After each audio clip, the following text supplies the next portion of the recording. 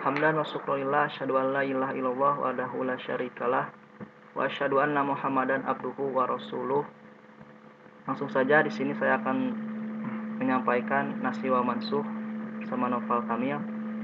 Yang pertama mengenai pengertian Nasih Mansuh. Secara etimologis, nasah berarti al-izalah, menghilangkan, dan an-naqlu, mengutip.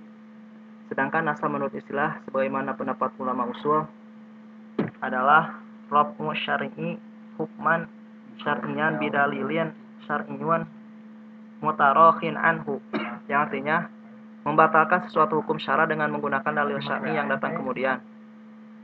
Lalu mengenai maksud ilmu nasih mansuh dalam hadis adalah al-ilmu alladzi yabhatsu anil ahadis al-muta'aridati allati la yumkinu taufiqu bainaha min haitsul hukmi ala ba'diha bi annahu nasihun wa ala ba'diha akhari bi annahu mansuhun fama sabata taqaddumuhu kana nasihun wa ma sabata ta'akhuruhu kana nasihun, yang artinya ilmu yang membahas hadis-hadis yang saling bertentangan yang tidak mungkin bisa dikompromikan dengan cara menentukan sebagiannya sebagai nasih dan sebagian lainnya sebagai mansuh, yang terbukti datang terdahulu sebagai mansuh dan yang terbukti datang kemudian sebagai nasah.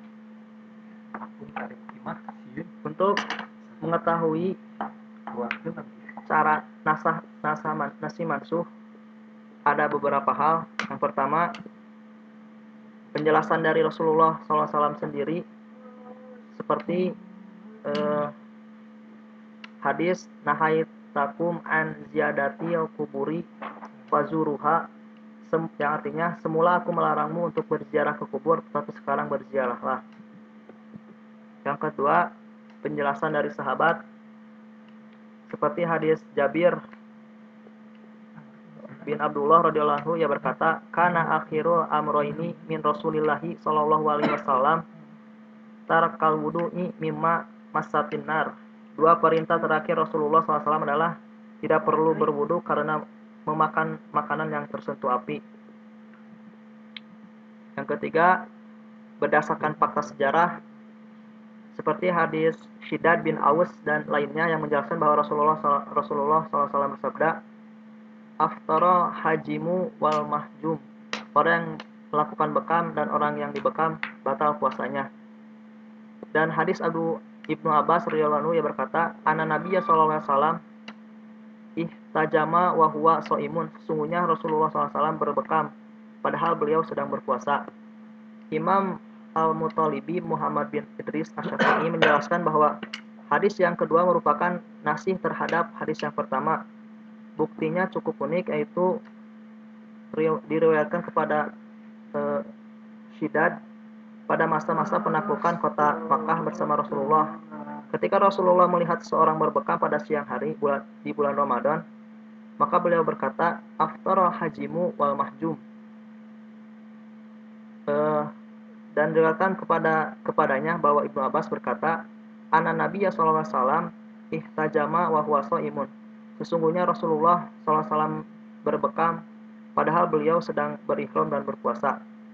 Dengan demikian, jelas bahwa hadis yang pertama, hadis Shiddad, itu terjadi pada masa-masa penaklukan kota Mekah, yaitu pada tahun 8 Hijriah, dan hadis kedua, hadis Ibnu Abbas, terjadi pada waktu Haji Wada, yaitu pada tahun 10 Hijriah. Jadi hadis yang kedua merupakan nasih bagi hadis yang pertama. Yang keempat, berdasarkan ijma. Nah, ini yang tadi dijelaskan.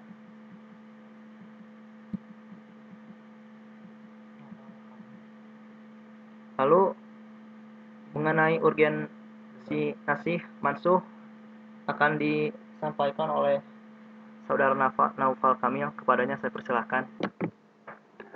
Lalu selanjutnya pembahasan mengenai urgensi nasih dan mansuh. Urgensi nasih mansuh. Jadi ilmu nasih dan mansuh itu berperan sangatlah penting, dikarenakan menurut sebagian ulama bahwa ilmu ini adalah sebagai sarana penyempurna jihad. Imam Al-Hazimi berkata, ilmu ini termasuk sarana penyempurna ijtihad sebagaimana diketahui bahwa rukun utama di dalam melakukan ijtihad itu adalah kesanggupan untuk memetik hukum dari dalil-dalil nakli dan menukil dari dalil-dalil nakli itu harus mengenal pula dalil yang sudah dinasah atau dalil yang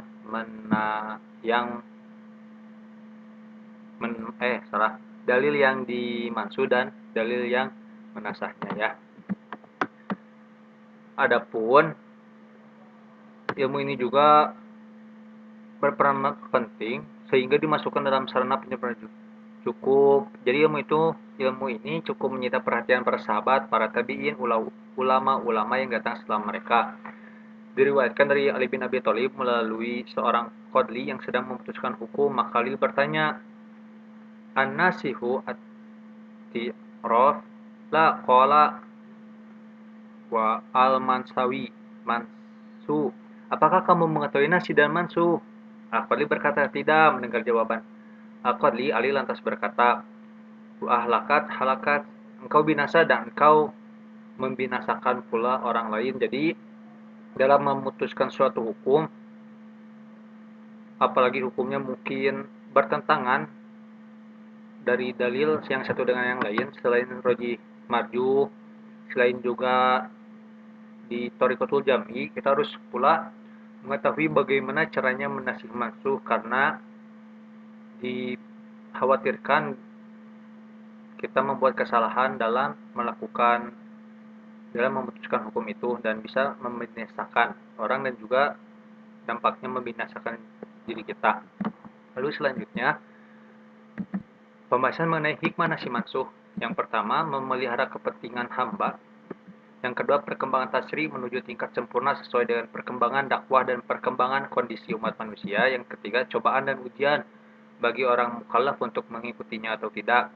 Nah, yang ketiga ini mungkin contohnya yang Homar asalnya dibolehkan, terus tidak bolehkan, dilarang sebelum waktu sholat, dan terus sampai diharamkan. Mungkin ini menguji seseorang apakah dia akan tetap di dalam syariat Islam ataukah tidak karena hal tersebut.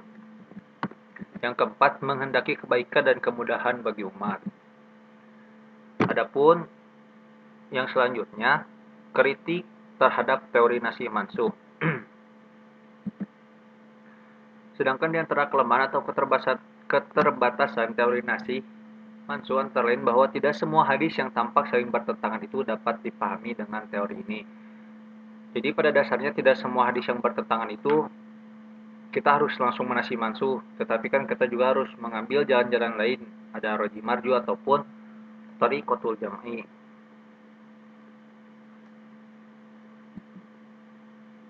Kedua, sebagian besar nasih dan mansuh tidak didasarkan atas bukti-bukti atau argumentasi yang kuat.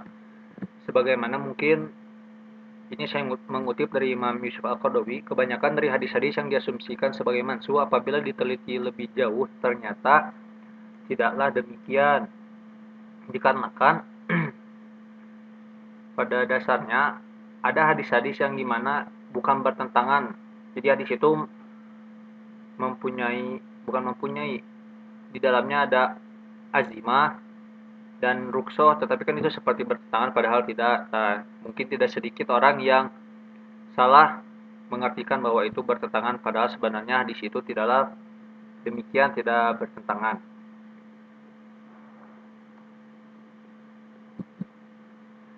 Dan mungkin cukup sekian yang dapat kami sampaikan. Mungkin mohon maaf apabila banyak kekurangan dalam makalah, dalam presentasi ataupun penjelasan yang saya dan saudara saya Saifur Rahman jelaskan sekarang. Dan syukron kepada semuanya.